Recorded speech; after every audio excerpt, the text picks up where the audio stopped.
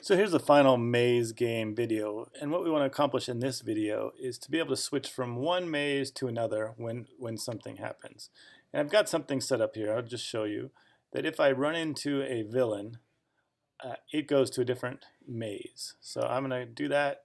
The villain hit me, and I have the end screen. But the screen is actually a maze. If you look here at my code, my maze 2 says the end. So what happens is when the villain hits the player, I just load maze 2. And now how do we go about doing that? Well, it's a couple step process. Let me show you. First of all, I just had to make a new method. So I made a method called maze2 that builds maze 2. And if you recall earlier, we made a method that builds a maze and we sent it a maze. And in our constructor, we sent it maze 1 here.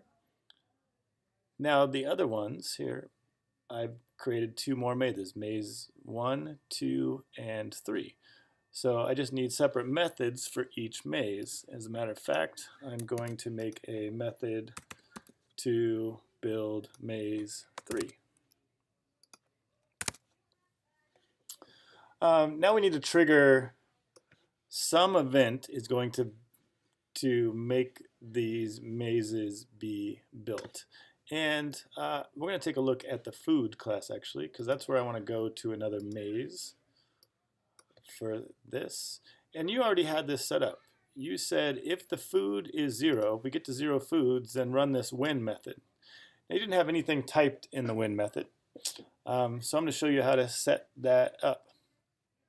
First thing you want to do before we build a new maze is remove all the objects that are already there. So what objects could be there? Well, we just ate all the food, so the food's not there. So I am going to remove all the villains, and I'm going to remove all the wall objects. Let's take a look at how that actually works here. So I get the world that goes to whatever world I'm in, this world here. And it says remove objects. Now remove objects needs a list of objects. So I have to get a list of objects. And so I get all the objects of a certain type of class, and that looks out on the screen and it finds all the villains. Oh, there's 1, 2, 3. So it takes that list of 3 villains and then it removes all of them. The same thing with the world class. Now I also have to remove the player. So I would just add here the player.class there. Now, the next thing I want to do is be able to run that method that I just wrote, this maze3 method. So how am I going to do that? Well, we used to get the world. We used to go to like this, world equals get world. Now once we have the world, we should be able to run that maze3 method. But if I compile that, there's going to be an error. And it says something. It says cannot find method maze3. But I go to my maze world and I'm like, hey, there's my maze3. So why can't I run that? Well, let me show you. When you get world, you get a world object. And inside world, there is no method. There is no maze3 method in world. It's in maze world. So what I have to do is instead of creating a world, I need to create maze world. Maze world is the name of my world. If I compile that, it's still not going to work. I'm going to get an error here that says incompatible types.